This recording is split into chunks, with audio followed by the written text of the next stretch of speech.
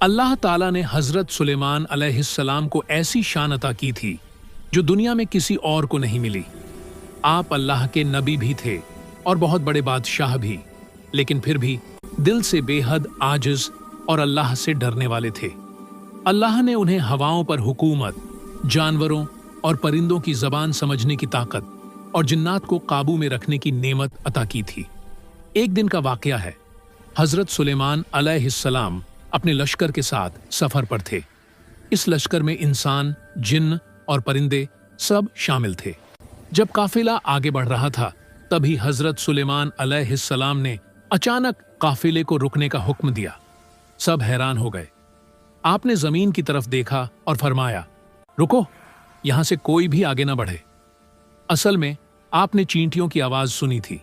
ایک چھوٹی سی چینٹی دوسری چینٹیوں سے کہہ رہی تھی، اے میری قوم، اپنے بلوں میں چلی جاؤ، کہیں ایسا نہ ہو کہ سلیمان اور ان کا لشکر تمہیں کچل دے اور انہیں اس کا احساس بھی نہ ہو۔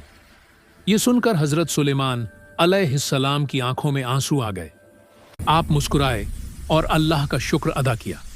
پھر آپ نے دعا کی، اے میرے رب، مجھے توفیق دے کہ میں تیری ان نعمتوں کا شکر ادا کروں جو تو نے مجھے اور میرے ماں باپ کو دی ہیں، اور ایسے نیک اعمال کروں جن سے تو راضی ہو جائے۔ یہ تھی حضرت سلیمان علیہ السلام کی کرامت کہ اللہ نے انہیں اتنی چھوٹی مخلوقہ کی آواز بھی سننے کی طاقت دی، اور اتنا بڑا بادشاہ ہوتے ہوئے بھی وہ ایک چینٹی کی جان کی قیمت سمجھتے تھے۔ ایک اور واقعہ سنیے۔ ایک بار حضرت سلیمان علیہ السلام نے دیکھا کہ ایک آدمی اللہ کی نعمتوں کو بھول کر گھمنڈ میں جی رہا ہے۔ آپ نے اللہ سے دعا کی۔ اللہ کے حکم سے تیز ہوا چلی۔ ہوا نے اس آدمی کو ذرا سا اوپر اٹھایا اور پھر دھیرے سے زمین پر رکھ دیا۔